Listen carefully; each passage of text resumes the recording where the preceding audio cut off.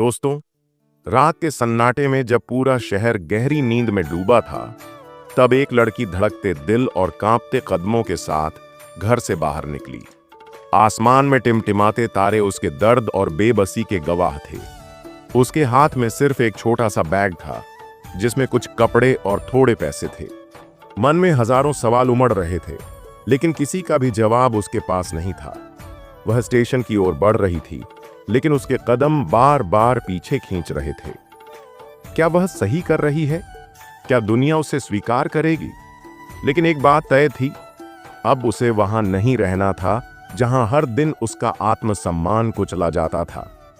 वह शादी के बाद एक नई जिंदगी की उम्मीद लेकर आई थी, लेकिन उसका स्वागत प्यार से नहीं बल्कि शंकाओं और तानों से हुआ। पति का व्यवहार दिन ब दिन कठोर होता गया।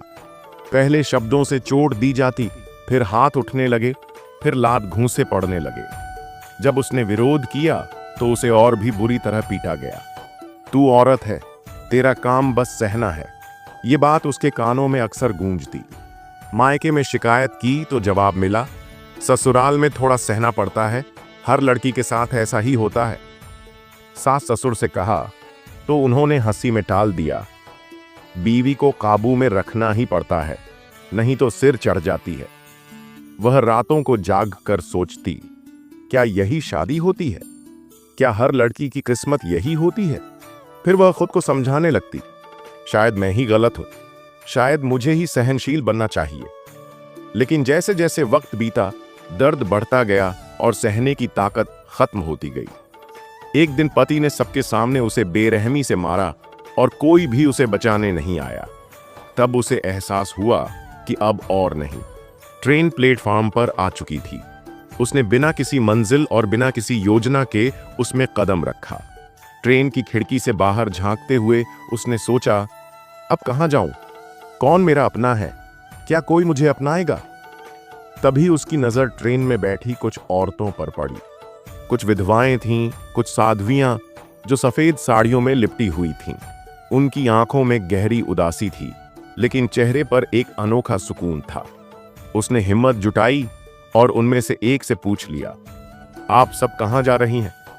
एक बुजुर्ग महिला ने मुस्कुराते हुए कहा, जहां सबके लिए ठाकुर जी के द्वार खुले रहते हैं, वृंदावन। लड़की ने यह नाम सुना था, लेकिन कभी सोचा नहीं था कि वह भी वहां जाएगी। बुजुर्ग महिला की बातों में एक सुकून था और उस समय उसे सिर्फ शांति की जरूरत थी।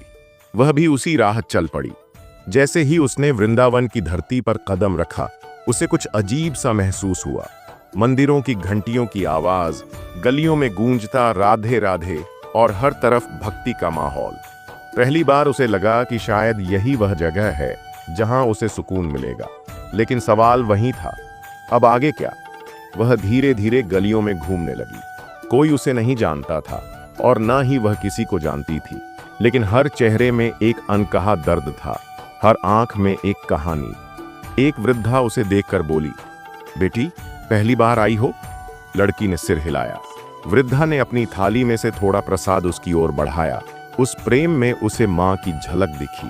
पहली बार किसी ने बिना किसी स्वार्थ के उसके लिए कुछ किया था। कुछ दिन भूख और बेबसी में बीते, फिर उसे एक आश्रम का पता चला जहां छोड़ी गई औरतें शरण पाती थीं। वहां कई विधवाएं और त्यागी महिलाएं थीं, जिनका सहारा सिर्फ भगवान थे। वह वहां रहने लगी। धीरे धीरे उसे भजन कीर्तन में सुकून मिलने लगा। वह दूसरों की सेवा करने लगी, मंदिरों में सफाई करने लगी और भक्ति में डूबने लगी। लेकिन सवाल फिर भी बाकी था, क्या यही उसकी आखिरी मंजिल थी? क्या वह अपनी पुरानी पहचान भूलकर एक नई जिंदगी शुरू कर सकती थी? एक दिन आश्रम में एक महिला आई जो शहर में एक एनजीओ चलाती थी। उसने बताया कि वह ऐसी औरतों की मदद करती है जिन्हें उनके अपनों ने छोड़ दिया है। अगर तुम चाहो तो हम तुम्हारी पढ़ाई जारी रख सकते हैं, तुम्हें आत्मनिर्भर बना सकते हैं। लड़की सोच में पड़ गई। क्या वह वापस समाज में लौट सकती थी? क्या दुनिया उसे स्वीकार करेगी या फिर उसे इसी भक्ति के जीवन में रहना चाहिए? काफी सोचने के बाद उसने फैसला लिया, अब वह किसी पर निर्भर नहीं रहेगी। वह खुद को साबित करेगी, अपनी जिंदगी अपने दम पर जिएगी। आज वही लड़की एक एनजीओ में काम कर रही है। अब वह दूसरी औरतों को आत्मनिर्भर बनने की प्रेरणा देती है। अब वह सिर्फ एक मजबूर लड़की नहीं, बल्कि हिम्मत और हौसले की मिसाल बन चुकी है। जब लोग उससे पूछते हैं कि उसने यह ताकत कहाँ से पाई, तो वह मुस्कुराकर कहती है, भगवान के द्वार से खाली हाथ कोई नहीं लौटता। वृंदावन ने मुझे मेरा आत्मसम्मान वापस दिया है। यह कहानी सिर्फ एक लड़की की नहीं, बल्कि उन हजारों महिलाओं की है जो मजबूरी में दर्द सहती हैं, लेकिन हिम्मत नहीं जुटा पाती।